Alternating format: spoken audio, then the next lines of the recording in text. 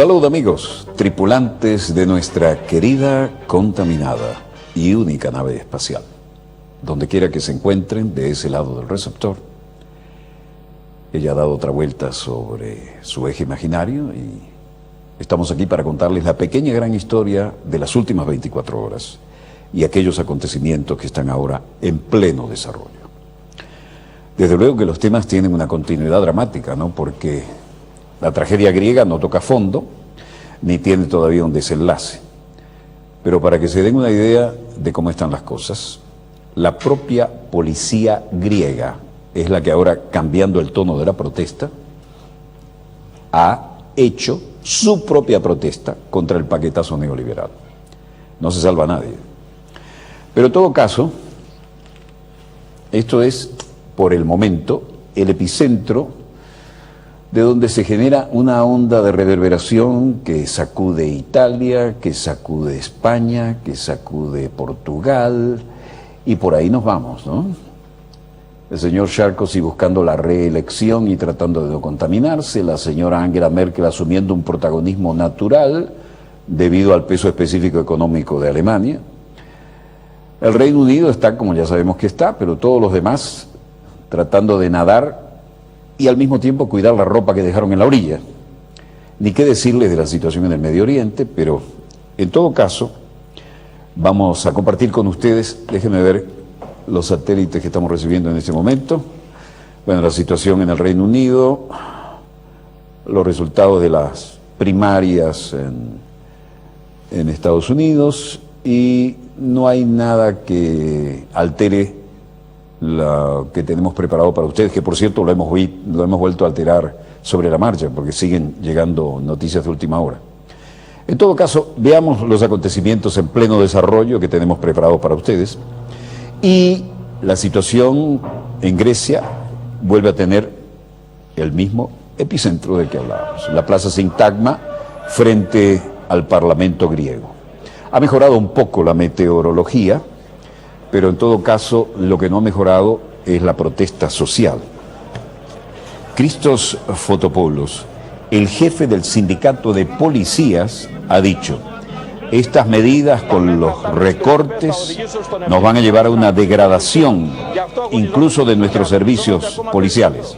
Así que estamos aquí protestando. Y todo es peor porque estamos luchando y votamos por leyes y penalizan a aquellos que tratan de mantener en funcionamiento este país. Acá deberíamos usar las esposas para esposarlos a ellos, de manera que puedan hacer justicia y no tener que usar nosotros bombas de gases lacrimógenos contra los trabajadores que protestan. Este no es el trabajo de la policía.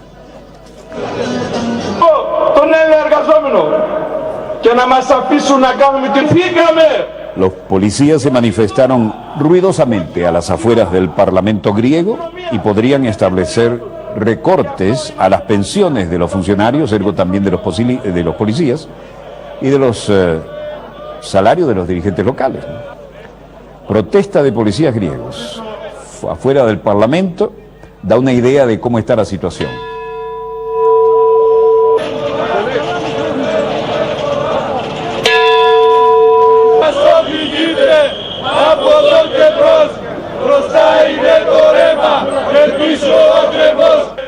Incluso hubo una quema de una bandera nazi como un mensaje al Parlamento, ¿no? La policía haciendo sonar esta significativa campana, y además los bomberos también se unieron a los policías.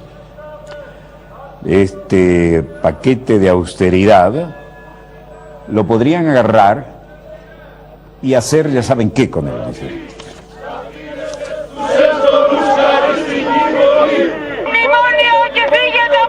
Quemaron banderas de la época de la Alemania nazi y gritaron consignas ante el rechazo a posibles recortes de las pensiones de todos los funcionarios, y esto supone también los recortes de los policías y de los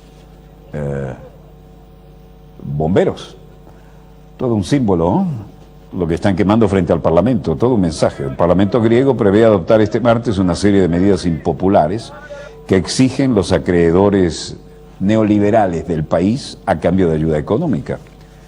Y desde luego, esto es un tiro por elevación a Angela Merkel, ¿no?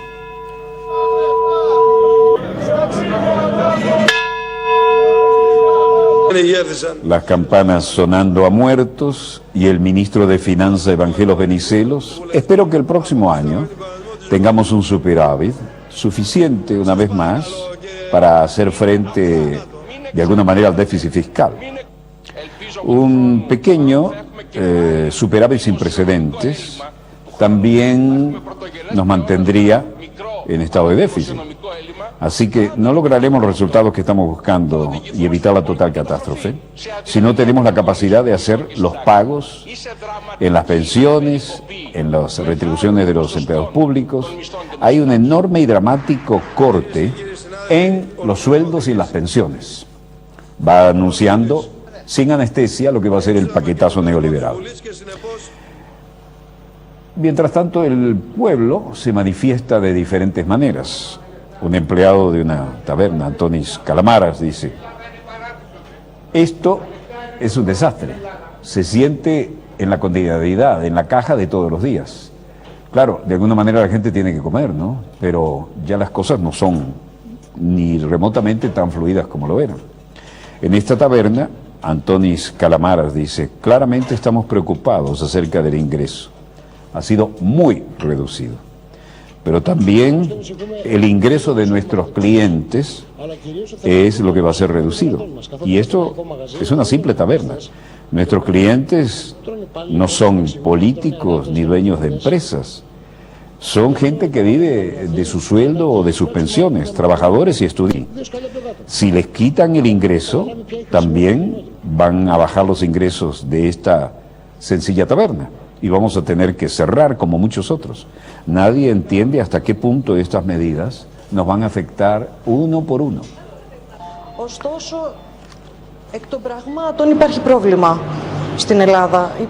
Despoina, que es copropietaria del restaurante Melilotos, dice: entendemos que los empleados tienen que protestar. Y los negocios también tienen sus empleados. Estos pequeños negocios no pueden hacer nada si el clima económico no funciona bien. De manera que la realidad es el problema de Grecia. Este es el problema. El mercado no se mueve. La gente no sale y no gasta. Los negocios están haciendo un verdadero milagro para hacer frente a la ausencia del flujo de caja. Y esto son medidas que todavía no han tocado fondo. De manera que los empleados tienen que hacer frente al problema y uno tiene que hacer frente y buscar una manera de apoyarlos, incluso porque estos son pequeños negocios y trabajamos codo a codo. El copropietario dice: yo estoy totalmente en desacuerdo con las reducciones y esto se va a transformar en oficial dentro del marco legal. De esta manera no vamos a salir adelante. Grecia aprobó los recortes salariales y de pensiones. En la votación 202-80, los legisladores aprobaron nuevas reducciones por un total de 3.200 millones de euros, con la intención de conseguir que el presupuesto del 2012 esté de acuerdo con las metas. El costo social no se puede contabilizar. El gabinete griego decidió con anticipación aplicar reformas laborales, entre ellas importantes, muy importantes, recortes al salario mínimo de manera retroactiva al 14 de febrero.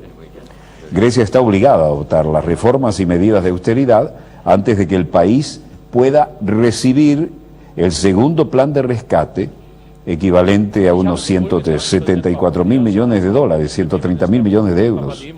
Y esto viene de otros países de la eurozona. Lucas Papademos, el presidente del Parlamento Europeo, Martin Schulz. En mis discusiones con el presidente Karalos Papoulias y el primer ministro Papademos, hemos hablado acerca del tema y cómo se puede hacer efectiva que se reduzca la evasión de impuestos a corto plazo. Esta evasión es ilegal, es un crimen en esta situación. Y seguramente todas las medidas se adoptarán para lograr que esto sea un tema resuelto. Luego dijo: he discutido con el primer ministro una vez más cómo asegurarnos de que con este paquete de ayuda de 130 billones que hemos acordado, se enfoquen enteramente en el crecimiento y en el empleo. Ambos estamos de acuerdo en una considerable contribución que debe venir de los fondos estructurales de la Unión Europea y los fondos de cohesión. Necesitamos mejorar la situación de crédito y crear las condiciones para que los negocios y las inversiones de la pequeña y mediana industria y pequeños y medianos negocios aquí y en Europa puedan recibir la ayuda necesaria para salir adelante.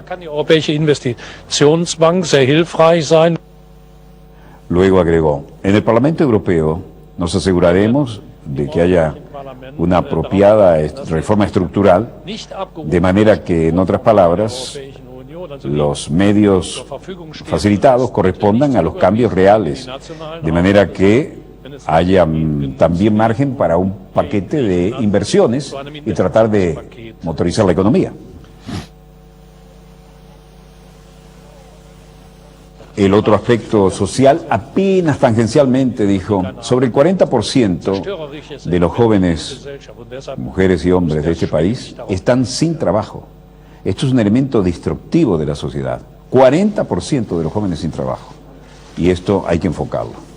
El presidente de la Eurocámara dice que la ayuda no debe menguar la dignidad, pero los griegos se sienten absolutamente tocados precisamente en su dignidad, además del bolsillo. El presidente de Serbia, Boris Tadić, con el presidente de la Comisión Europea, José Manuel Barroso, los 27 acuerdan conceder a Serbia el estatus de candidato a la Unión Europea y así lo han confirmado este martes en rueda de prensa. Serbia está en el camino de vuelta a la Unión Europea, ha dicho Banman, para destacar que es un gran día para la región. José Manuel Barroso, también sobre el tema de Serbia, dice, necesitamos creer que tenemos buenas noticias. Hay una gran mayoría de Estados miembros en favor de garantizar a Serbia el estatus de candidato. Esta decisión no será tomada hoy. Hay que ver las diferentes opiniones y hay que subrayar que el presidente Tadić, personal y políticamente, está comprometido para esta importante meta. Su liderazgo va a ser crítico. Y Tadić dijo, ahora estamos hablando acerca de ciertos problemas existentes entre Serbia y algunos miembros de la Unión Europea. Serbia está aceptando el criterio de que, en concordancia con Copenhague, hay que hacer las cosas, pero Serbia no va a aceptar ninguna cosa que no esté en concordancia con este criterio. Y esta es la firme posición del gobierno serbio, mi propia posición, y ahora vamos a continuar nuestros esfuerzos en términos de alcanzar el estatus de candidato. Directo, corto y rápidamente, sin tomar preguntas. En Londres, los ocupantes, en el símbolo, la catedral que resistió los bombardeos de la Segunda Guerra, los protestantes, no por ser de una secta o una religión diferente a la católica, sino protestantes por el desarrollo, aquí hay meditación profunda, sino por ser víctimas de los paquetazos neoliberales aquí también. 20 personas fueron detenidas hoy tras el desmantelamiento de las tiendas de los indignados frente a la Catedral de San Pablo, al este de Londres, aunque hubo un desalojo pacífico, informó la policía. El templo anglicano, es decir, la iglesia oficial de Inglaterra, recupera hoy la normalidad después de 4 meses de atención mediática por la decisión del grupo Ocupen Londres. La policía se presentó ante la catedral a primera hora de hoy para desalojar a los manifestantes, después que la justicia británica diera reciente luz verde para sacarlos del lugar. El portavoz de la policía de la City estuvo aclarando su punto, pero George Barda dice, yo estaba empacando mis cosas y mis tiendas. Dejemos las tiendas como símbolo de la situación, pero esto es injusto. Tomaron posesión además de mi mochila, no había mucho allí, y los organizadores también han previsto hacer algo para las 12 y creemos que no va a haber tanta movilización en ese sentido. Hay un director asociado de un grupo de pensamiento, think tank Ecclesia, es decir, vinculado a las creencias religiosas, Simon Hill, quien también declaró aquí y dijo, justo después de la medianoche, un gran número de policías apareció aquí, llevaban el apoyo de un documento legal Y bueno, estuvieron aquí tratando de que pudiéramos desalojar.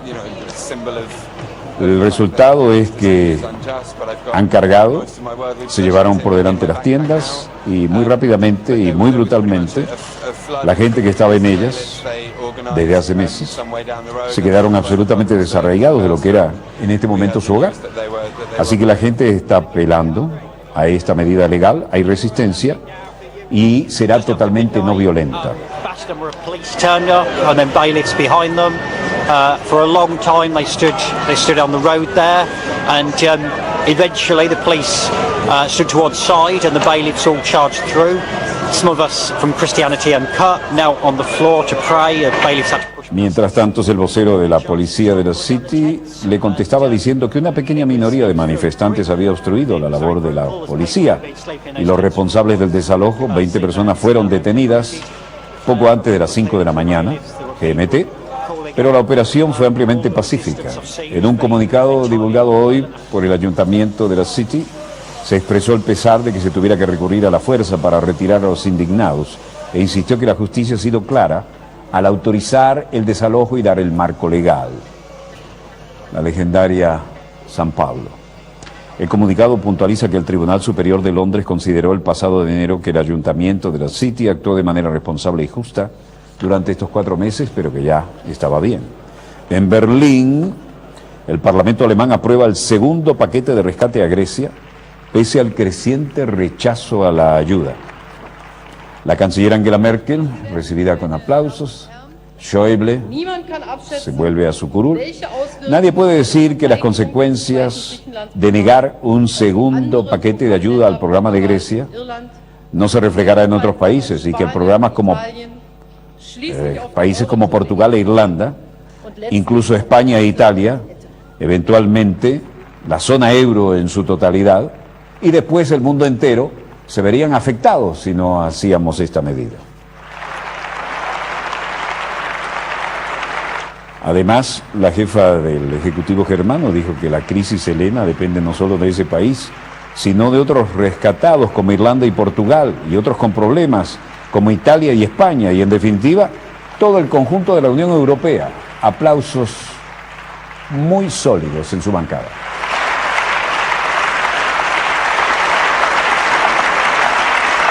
El ministro de Interior, Friedrich, aconsejó este fin de semana en una entrevista publicada por Der Spiegel que Grecia abandone la zona euro. Fuera de la Unión Monetaria, Grecia tendría más posibilidades de regenerarse y de ser más competitiva que dentro de la zona euro.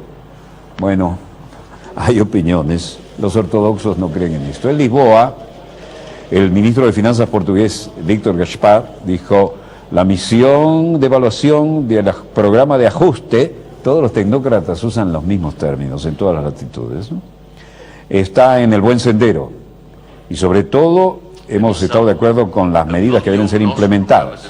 Los resultados positivos muestran nuestra capacidad de ejecutar el demandante programa a pesar de la evolución desfavorable de las condiciones externas. Ilustra a nossa capacidade de concretizar programa exigente, apesar da evolução desfavorável das condições envolventes. Nuestra oposición aquí ahora, en este momento, no podría ser diferente, de manera que no pediremos por más tiempo o por más dinero. E não pode deixar de ser que não pediremos nem mais tempo, nem mais dinheiro. La superación del examen permitirá la entrega de un nuevo tramo de 14.600 millones de euros al país del paquete de 78.000 millones concedidos en mayo del pasado año. Este resultado positivo habla de lo bien que estamos. Todos los tecnócratas, cuando consiguen un préstamo que ahorca más al país, dicen: esto es una prueba de la confianza, ¿no? En Madrid, el ministro de Finanzas, Cristóbal Montoro, daba la cara, ponía el tipo y hablaba del déficit. Todo el mundo pendiente, llena de periodistas la sala. Y luego el déficit público del año pasado, del cierre del año 2011, tal como ya advertimos cuando formamos gobierno a finales del mes de diciembre, superará lo que fue la senda prevista en el programa de estabilidad del Reino de España, y en concreto la cifra que vamos a remitir a Bruselas es un déficit del conjunto de las administraciones públicas del 8,51% de nuestro Producto Interior Bruto. Digamos, poder disponer de un déficit mayor para la elaboración de... Y después dijo que la cosa venía dura y en serio. Nada de flexibilidad, nada de relajarse. Estamos ante esta situación. El término flexibilizar, el término relajar está prohibido. Vamos a promover la estabilidad presupuestaria cuanto antes, con una senda de estabilidad presupuestaria creíble. Y vamos a hacer presupuestos creíbles en términos de estimaciones de ingresos y en términos de gastos. Un par de preguntas. Bueno, la Seguridad Social registró un déficit de 995 millones de euros. Esta cifra supone, dicen que una mejora. Las cifras están ahí rodando y las están. La gente está sufriendo a todos los niveles y los jóvenes están pensando en emigrar. La corona española, mientras tanto, llegaba a los tribunales y Urdangarín declaraba ante la justicia. Luego de 3 años de investigaciones por desvíos de fondos públicos y falsedad de documentación, se cruzaban acusaciones. Y el yerno del rey de España se convirtió este fin de semana en el primer miembro de la realeza que declara en un juzgado como un ciudadano común. Ante el juez, el esposo de la infanta Cristina se defendió de las acusaciones que pesan sobre él: prevaricación, tráfico de influencias, fraude a la administración, falsedad documental, malversación de fondos públicos. Mi honor, mi actividad profesional. Durante estos años he ejercido mis responsabilidades y he tomado decisiones de manera correcta y con total transparencia. Mi intención en el día de hoy es aclarar la verdad de los hechos y estoy convencido que la declaración de hoy contribuirá a demostrarlo. La gente en las afueras cantaba "manos arriba, esto es un asalto", y mostraban pancartas contra Urdangarín. Vaya bochorno. Medidas de seguridad para entrar a la sala, buscando. Ni monarquía, ni capitalismo. Ni monarquía, ni capitalismo. Urdangarín llegó a pie, como vimos, a los juzgados de Palma, en las Islas Baleares, y habló a los periodistas. En el banquillo admitió que se desvinculó totalmente del Instituto NOS, mediante el cual habría desviado fondos del gobierno balear y el valenciano en marzo del 2006. De repente ha passat el cotxe de Urdangarín i bueno, jo anava amb ous i li he arribat a temps i li he tirat 2 ous y claro, la policía m'ha agafat en tot d'una y... De repente los vehículos pasaron y desde que estaban llevando algunos huevos los tiramos a ellos y al carro, por supuesto. Yo fui detenido por la policía, me preguntaron por mi identificación y eso es todo. Y viendo por un jurado popular para Iñaki, ¿y dónde está Cristina?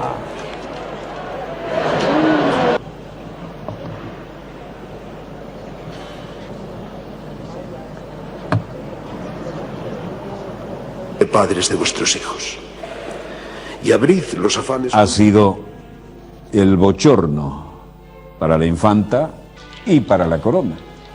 Aquellos momentos quedaron para la historia, pero los del presente también. El hombre ha dicho que yo no era el administrador ni emitía facturas en fecha de las decisiones adoptadas por su antiguo socio Diego Torres. También aseguró que tiene la impresión de que su ex socio lo robó. Una y otra vez insistió en la labor de no ser meramente institucional. En Beijing, ¿quién se hizo presente? Nada menos que el titular del Banco Mundial, Robert Zoellick. Pero los chinos le dijeron, no lo queremos aquí, váyase al diablo, y otras encantadoras cosas. La rueda de prensa del presidente saliente del Banco Mundial, Robert Zoellick, quedó interrumpida con un pequeño altercado. Los guardias de seguridad se llevaron a empujones al experto chino opuesto a las políticas del Banco Mundial. Este experto no era ningún espontáneo y tiene su peso específico, ¿no? El investigador independiente Du Jianguo dijo, el Banco Mundial quiere venderle un plan a China. Los bancos de China aprenden de Estados Unidos y aprenden de Wall Street. Los bancos se han vuelto parásitos y estafadores aprendiendo de Wall Street. Y esto es lo que nos vienen a enseñar los bancos estadounidenses. Las empresas propiedad de los bancos, las empresas poderosas, no deben actuar como en Occidente. Robert Zoellick dijo, francamente, esto es nuevo para mí y en mi trabajo. En mi servicio público en los últimos 30 años he hecho representaciones y en mi trabajo y he tenido que ver protestas como estas y peores, pero yo pregunto si podemos traducir lo que este caballero trajo en su documento que repartió aquí, y me gustaría tener la traducción para hacer algunos comentarios. Pienso que muchos expertos tienen su punto de vista sobre las empresas de las cuales son dueños el Estado, y también de las preferencias en el mercado. Yo pienso que no necesariamente los ahorros que se están tratando de lograr tal vez beneficien al pueblo chino, y por ahí se fue por la tangente, y el resultado es que pocas veces, aunque hablaba de sus 30 años de experiencias en este campo de, para algunos arruinar gente y para otros asesorarla, la cosa quedó en este insólito episodio para lo que es la conducta normal en las ruedas de prensa de China. Veamos los precios del mercado. El precio del petróleo del barril venezolano estable a $114.59. El precio de la OPEP sigue subiendo, el barril está en $123.25. Leve baja del precio del Brent, del Mar del Norte, en $121.55. El West Texas, que es un marcador que nos interesa, tiene una leve baja, pero está muy bien situado, $108.56. El precio del oro sigue rampante, $1.780.20 la onza. Y el precio del cobre también sube, 8.600 redondos la tonelada. El quintal de café sigue subiendo, $205.33.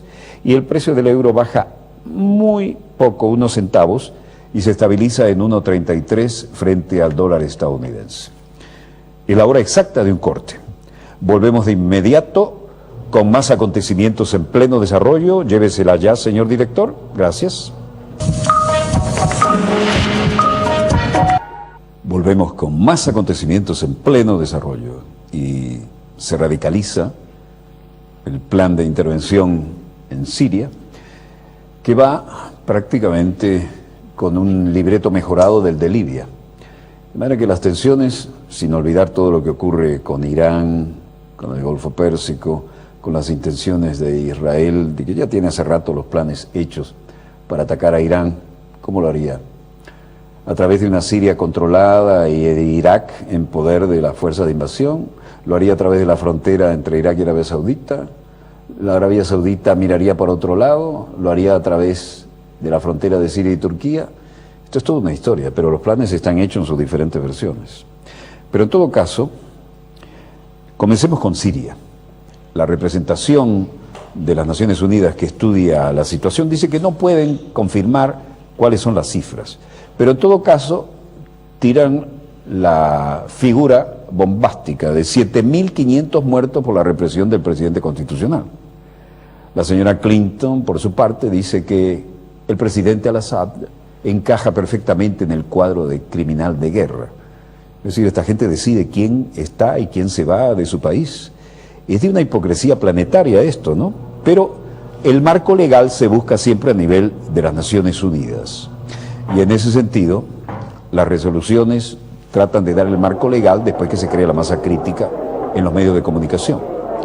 Y sobre este particular, uno de los enviados del organismo internacional, Pascoe, ha dicho en forma bombástica que el resultado es que la ONU opina que hay 7.500 muertos en Siria debido a la represión.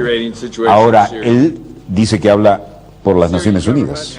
Aunque no podemos dar una cifra exacta de víctimas, hay informes creíbles que muestran que el número de muertos excede los 100 civiles al día, entre ellos mujeres y niños. La cifra total debe estar por encima de los 7.500, dijo hoy Lim Pascoe.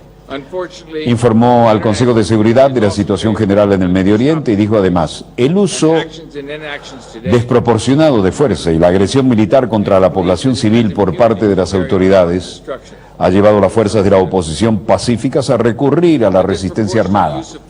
No es que las ONG y los ayudas del exterior y la importación ilegal de armas, ni los asesores que están actuando allí, sean una realidad para este señor, ¿no? Sin embargo, el subsecretario general aseguró que hasta la fecha el poder de ataque de la oposición es mínimo comparado con el armamento pesado que usa el ejército sirio. Pascoe acusó al presidente al-Assad de no proteger a su pueblo. Dijo someterlo al bombardeo indiscriminado de los tanques y los cohetes, que le recuerda a la masacre de Hama perpetrada por el gobierno de Siria en 1982. Desafortunadamente, dijo, la comunidad internacional también ha fracasado a la hora de cumplir con su responsabilidad de detener la masacre. Las acciones y la falta de acción hasta la fecha han alentado al régimen, dijo, a seguir con la destrucción gratuita de sus propios civiles. La señora Hillary, en una declaración ante el Parlamento estadounidense, dijo, basada en definiciones de criminales de guerra y crímenes contra la humanidad, no hay argumento que pueda hacerse porque el presidente al-Assad encaja perfectamente en esta categoría. No hay duda de que están desarrollando capacidad nuclear, dijo luego al referirse a Irán. Esta es la conclusión de nuestra comunidad de inteligencia y no han tomado una decisión por ahora de perseguir esa creación de armamento nuclear. Acá le están buscando la masa crítica y todo el apoyo para una eventual intervención o la acción de Israel, que ha dicho, ¿acaso si atacamos a Irán no les vamos a avisar ante Estados Unidos? Claro, protegen la imagen del presidente que está buscando la reelección. Mientras tanto, Jay Carney, vocero de la Casa Blanca, dijo, estamos consultando a nuestros socios en una variedad de próximos pasos. Eso en primer lugar. Y segundo, nuestro largamente sostenido apoyo por el Consejo de Seguridad a las acciones están bien documentadas. Estamos muy desilusionados por el veto del Consejo de Seguridad usado por Rusia y China y estamos involucrados diplomáticamente con aquellos países, todos nuestros socios en el área internacional y aliados, en cómo vamos a tomar los próximos pasos hacia adelante apoyando al pueblo de Siria. ¿Se dan cuenta la coincidencia, el marco legal en la ONU y las declaraciones de allá vamos con otra invasión?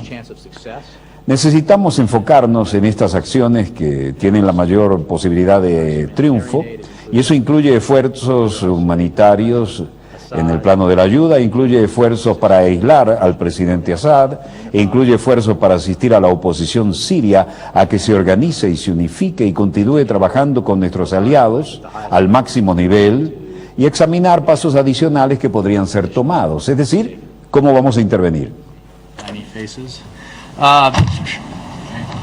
Thanks very much, guys.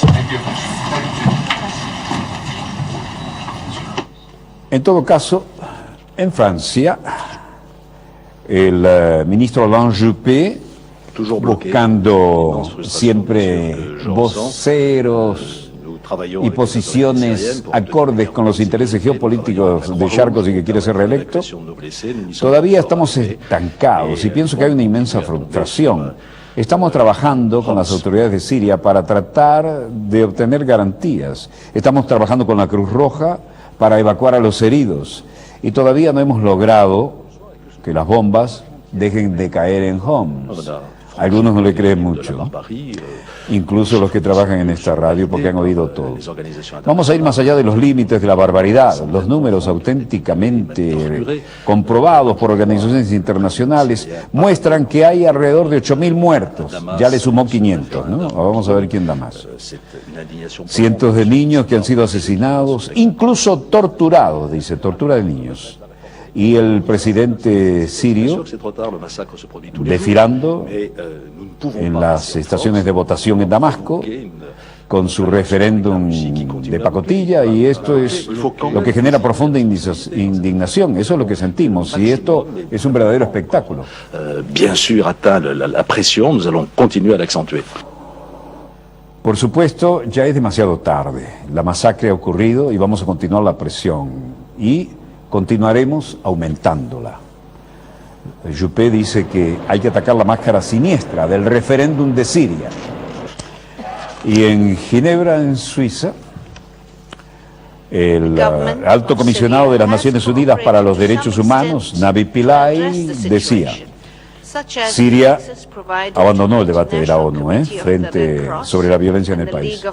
El gobierno de Siria ha cooperado hasta cierto punto para hacer frente a la situación, así como el acceso que dio al Comité Internacional de la Cruz Roja y a la Liga Árabe en su misión de observadores, y a las prisiones para ver las facilidades para los detenidos, así como que ha dejado libre a miles de individuos que habían sido detenidos en el contexto de los recientes eventos en Siria. De todas maneras, estos pasos se quedan pálidos ante lo significativo de la fase en que continúa la matanza por medios violentos de la gente que actúa en las protestas. Y esto incluye inexplicables violaciones que han tomado lugar en cada momento a los derechos humanos, y estamos convencidos de que la situación en Siria es como para la Corte Criminal Internacional y deben tomarse pasos en esa dirección. Los mecanismos de los derechos humanos y este Consejo tienen un importante rol que debe ser verdadero, justiciero y hacer responsable a Siria. Urgentemente hay que tomar medidas para parar estas muertes. Esto debe asumirse con responsabilidad y proteger a la población de Siria. Más de una vez, estas atrocidades que se han cometido deben ser entendidas por la comunidad internacional y parar esta carnicería y tomar las decisiones que deben tomarse hoy para que nadie de los responsables se quede sin castigo. Gracias. El embajador sirio Faisal Kabaz Hamouni dijo: estoy considerando todo lo que se ha dicho en esta sesión y lo único que hacen es asumir que van a agregar combustible a las llamas del terrorismo que ha prolongado la crisis en mi país, expresando un mensaje de apoyo a aquellos grupos armados ilegales que consideran que tienen la protección de la intervención de los organismos humanitarios, que han sido manipulados en una manera flagrante por razones políticas. Mi delegación declara que se retira de esta discusión estéril. También declaramos que no reconoceremos la legitimidad de esta sesión, ni la legitimidad de ningún aspecto malicioso y prejuiciado de las resoluciones que puedan adoptar aquí. Así que nos vamos. Muchas gracias.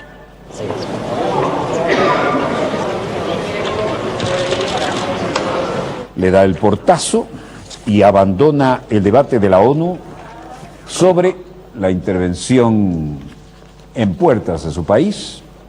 El único objetivo de este periodo de sesiones es atizar las llamas del terrorismo y potenciar la crisis en mi país con medidas de apoyo a los grupos armados ilegales. Al-Hamwi consideró que detrás de la presión de la comunidad internacional para que Damasco permita la entrada en el país de otras organizaciones humanitarias no hay más que manipulación. Fuad Señora en Beirut, Líbano, dice que Rusia debería cambiar su posición con respecto a Siria, siguiendo las elecciones presidenciales de la próxima semana en Rusia. El ex primer ministro Fuad Siniora dijo, la posición, creo, debe ser de darle una oportunidad, algún tipo de cambio en la posición rusa, de la posición rusa y de la posición china. Y los problemas de Siria se han vuelto como un tema doméstico para Rusia y es parte de la campaña electoral. Esto va a tener lugar en pocos días en Rusia. Y Rusia tiene que ver el derramamiento de sangre, también los intercambios entre Rusia y el oeste. Y ciertamente, señora, ha hecho una posición aquí que va en perfecto acuerdo con los intereses de las potencias occidentales que quieren intervenir en Siria, ¿no? Y además parece más cerca de posiciones como la del gobierno de Netanyahu, ¿no? Dijo, tienen muchos de investigaciones en desarrollo y hay interés en el mundo árabe. No pueden continuar asumiendo esta posición y desconociendo lo que dice la comunidad internacional. Las apuestas son muy altas. Están tratando de capitalizar, en cierto modo, las diferencias entre los sunitas y los chiitas. Y esto no va a dar fruto. It's not going to end up in the hands of Syria and not in the... Mientras tanto, en Pakistán siguen las marchas civiles en protesta por la quema del Corán. Ya esto es más allá de las fronteras, Afganistán y Pakistán. Asif Khan, de la comunidad de abogados de Abbottabad en Pakistán, dice: los abogados de la comunidad de Pakistán declaramos esto absolutamente inaceptable y queremos que esto cambie radicalmente. Y estamos listos para morir por la santidad del Sagrado Corán. Thais Fariza Babasi, presidente de otra de las comunidades, también dice: hoy estamos en huelga y en protesta contra la quema del Sagrado Corán por parte de personal militar de Estados Unidos y su cruel masacre de más de 30 de nuestros hermanos musulmanes. No aceptaremos más actitudes de este tipo. En Washington, mientras tanto, el secretario de Defensa, Leon Panetta, junto con el general Martin Dempsey, estaban en la Junta de los Servicios Armados, en la Cámara, y dice: todavía estamos en guerra en Afganistán, tenemos que afrontar el terrorismo. Esto no es Fatah en Somalia, en Yemen, en Noráfrica, donde quiera. Y si no es Fatah, hay una proliferación de armas de destrucción masiva en el mundo. Irán y Corea del Norte continúan quitándole estabilidad al mundo. Hay un continuo desarrollo de una tormenta política en el Medio Oriente. Y uno de estos eventos podría traernos a situaciones más difíciles en el futuro. Hay crecientes potencias que se levantan en Asia con el concepto de la guerra cibernética, de intrusión y de ataques. Debemos hacer frente a estos ataques. Debemos hacer frente a esas amenazas. Tenemos que proteger al pueblo estadounidense de esta amenaza mundial y al mismo tiempo tenemos que tratar de proteger y asumir nuestra responsabilidad con disciplina fiscal. Esto no es una tarea fácil. Lo que está haciendo Panetta aquí es pedir que no le hagan recortes a los gastos de inteligencia y de las Fuerzas Armadas. Esto es un juego de cero suma cero. Y vamos a tener que restaurar los cortes, pero hay que saber dónde cortar. Hay muy poco margen y aquí no podemos cometer errores. Está chantajeando con la seguridad nacional, ¿no? No se equivoquen. Hay una vía de reducir el presupuesto de defensa, pero no hay manera de impactar 50 estados. Esa es la realidad. En adición a esto, podemos reducir el presupuesto por la mitad de $1 trillón y francamente no generaríamos más riesgos. Pero la línea de fondo son los riesgos que podemos aceptar. pero ciertamente hay riesgo si recortan el dinero del presupuesto militar. Gran desacuerdo por el presupuesto. De los 487.000 millones de dólares, son la cantidad más grande de recortes incluida jamás en un acuerdo sobre el presupuesto. Preocupados también, por supuesto, los de la OTAN si le recortan el presupuesto militar a Estados Unidos. De manera que esto supone que Fogh Rasmussen, secretario general de la OTAN, hablara de trágicos eventos que no tienen que afectar la línea de tiempo que han trazado para cumplir con sus responsabilidades. And we will not allow the extremists to weaken our resolve. We will continue to stand shoulder to shoulder with our Afghan partners. And we will not lose sight of our shared goal. We are in Afghanistan to build stability and security for the Afghan people, which is in the interest. La NATO está involucrada, pero no en armar a nadie, excepto a nuestros aliados. Y nosotros, como les hemos dicho, no vamos a intervenir en Siria. Y también queremos incluir la oposición armada en esta declaración. Will not in any way affect the timeline. Having said that, let me strongly condemn, of course, the violence we have seen. Nothing at all can justify these killings. How regrettable they are. We should also recall. Déjenme condenar la violencia que hemos visto. No podemos aceptar de ninguna manera que estos crímenes puedan ser recibidos con imparcialidad. No podemos aceptar estas matanzas. Y agregó, la desafiante situación en Afganistán en los últimos días ha sido difícil para todos. De ninguna manera afectará el cronograma de la transición que tenemos previsto para nuestro país en los papeles que hemos adoptado en los países en que estamos interviniendo. Rasmussen señaló que a pesar de los acontecimientos, no debemos perder de vista nuestro objetivo, un Afganistán estable. Y dijo que la OTAN se está centrando en esos esfuerzos. Deploró la violencia de los últimos días en los que han muerto más de 30 personas. Valoró la misión del jefe de la misión de la OTAN, de la ISAF, el general John Allen, y dijo que van a seguir trabajando codo a codo con los afganos. Opinan diferente los que están allá. Y en Ginebra, Ali Akbar Salehi, el canciller iraní, ha dicho: Irán considera un gran pecado desarrollo de armamento nuclear. Ali Akbar Salehi se ha referido este martes a la fabricación de armamento nuclear como un gran pecado durante una conferencia sobre desarme en Ginebra, la que estamos viendo, en la que ha vuelto a insistir que la industria iraní tiene fines pacíficos y no militares. En un discurso ante este foro patrocinado por las Naciones Unidas, ha insistido en que no ve ninguna gloria, ningún orgullo o ningún poder en las armas nucleares, y ha citado un decreto del líder supremo Ayatollah Ali Khamenei en el que se califica, comillas, la producción, posesión, uso o amenaza de uso de armas nucleares como ilegítimo, inútil, perjudicial, peligroso y prohibido, al considerarlo un gran pecado. Salehi ha mostrado confianza en que podrá continuar el diálogo que ha comenzado con la Agencia Internacional de Energía Atómica, pese a algunos desacuerdos en torno a la hoja de ruta. Creemos que los próximos encuentros avanzarán en la dirección correcta, ha añadido.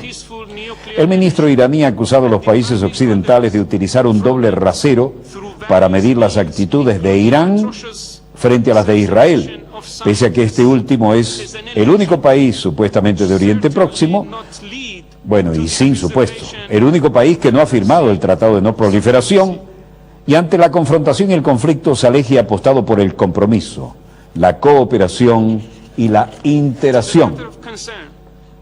La representante de Estados Unidos en la conferencia sobre desarme, Laura Kennedy, ha rechazado las declaraciones de Salehi por omitir la incapacidad de Irán para cumplir sus obligaciones internacionales. Dijo que Teherán ha avanzado en la dirección contraria, expandiendo su capacidad de enriquecer uranio a casi el 20%.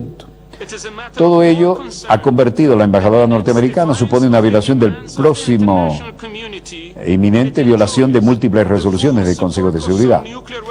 Bueno, el Consejo de Seguridad ha dado el marco legal para una eventual intervención y esto es lo que pretende descartar aquí el canciller iraní en este encuentro importante en el organismo internacional y la conferencia que se ha visitado en la citada ciudad. Así las cosas, todo parece complicarse, sobre todo porque en respuesta a esta situación, en Ankara, el ministro de Relaciones Exteriores, Ahmet Davutoglu, ha dicho, con la voluntad de Dios, y así lo quiera, conversaré con el canciller iraní, a quien acabamos de ver en la conferencia internacional, y lo haré la próxima semana. Y con la voluntad de Dios, creo que una fecha adecuada será fijada de mutuo acuerdo. Y esperamos que en abril o en marzo habrá en Newroz, en el año nuevo iraní, unas negociaciones que continuarán. Y también creemos que en el lapso de un mes puede haber otro gran encuentro de alto nivel. Y si el señor Jalil y el señor Ashton se sientan a una mesa con total autoridad que se le ha dado a ellos y dialogan, puedo decir que podemos llegar a un acuerdo con el 5+1 y sobre las resoluciones. A Río de Janeiro llegaban hoy por vía aérea desde la base en la Antártida los cadáveres de las dos víctimas fatales de la explosión en la estación Antártida de las fuerzas brasileñas. Celso Amorim y el vicepresidente Michel Temer daban la bienvenida a casa a los restos mortales de esta gente que murió en cumplimiento de su deber en el continente blanco. Paso a la funerala y en este gran hangar, funeral y honras fúnebres militares.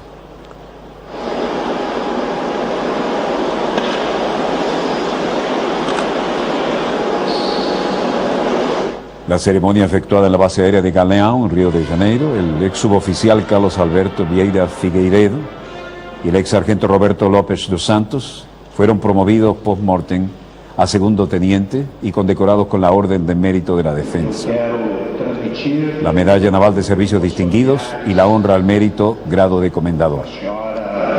Nilza Costa Figueiredo, a seus filhos, e a senhora Sueli Maria dos Santos e a seus filhos, a minha solidariedade pessoal e a palavra de conforto da presidenta. El vicepresidente Michel Temer hace llegar la palabra de condolencia de la presidenta Dilma Rousseff a los familiares. Luego Celso Amorim presenta las condecoraciones. Quiero asegurarles que estamos destinados a reconstruir la estación antártica. No solamente nos moveremos adelante con otro programa, sino que haremos homenaje a este enorme sacrificio hecho por estos hombres. Ellos cumplieron con su tarea. Luego habló la esposa de una de las víctimas, es decir, la viuda, la de Carlos Alberto Figueiredo, Nilza Costa Figueiredo.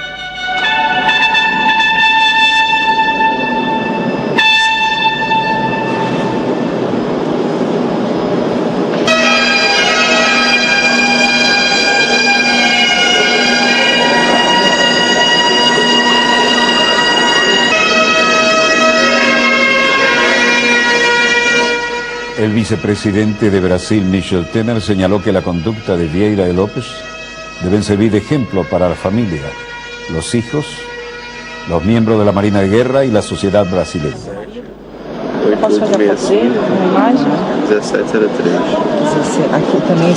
La viuda de Carlos Alberto Figueiredo era un gran profesional y un ejemplo de hombre. Hijo, marido, amigo, era todo lo que yo tenía. Ele era tudo que eu tinha. Desde Recife, donde asistía a un acto de entrega de viviendas a brasileños de bajos recursos, la presidenta Dilma Rousseff exaltó la actuación heroica de los dos militares para salvar la vida del resto de las personas que estaban en la base. Y hablando de marinos, el Simón Bolívar se encuentra navegando en absoluta condición de franquía y rumbo a la capital de la República Dominicana. Es el rumbo que tiene en este momento es 350 grados norte, la velocidad de 7 grados, 7 nudos, lo cual es enteramente saludable y activo, porque navegar a ver las 7 nudos, aquí vamos a usar las imágenes de la despedida con esa gigantesca bandera que después fue copiada por los demás buques escuela, ¿no? Fue la bandera más grande del mundo en un buque escuela, y la latitud es 17 grados 34 minutos norte, la longitud 0,69 con 39 minutos oeste. Está a 50 millas de Santo Domingo, en República Dominicana, debiendo entrar mañana a las 0900. El personal ha efectuado hoy práctica de rol de abandono de la nave y continuó con la instrucción académica. Siguen estudiando a bordo como si estuvieran en la academia, ¿no? Y se le dio cumplimiento a la rutina del navegador. Esto nos lo envía el capitán de fragata Alexander Antonio Molina. Pero además, debemos decir que todos los ejercicios, el de ayer, por ejemplo, se hizo ejercicio, por supuesto, con el ejercicio de navegación, pero se hizo ejercicio sobre emergencias de fuego a bordo. De manera que está prácticamente llegando a la capital de República Dominicana, cerca de Santo Domingo, apenas 50 millas, es decir que está prácticamente haciendo tiempo para llegar mañana sobre las 0900, con muy buen viento y buena mar, como le decíamos todos, y con perfecto desarrollo de los temas propuestos para seguir con el año académico y por supuesto con esta inolvidable experiencia de mar. Volveremos mañana, Dios mediante, cuando nuestra querida, contaminada y única nave espacial haya dado otra vuelta sobre su eje imaginario y estemos aquí para contarles la pequeña gran historia de las próximas 24 horas. Donde quiera que se encuentren de ese lado del receptor, gracias por permitirnos estar allí con ustedes. A nombre del equipo Dossier, les habló Walter Martínez. Disponga usted de las cámaras, señor director.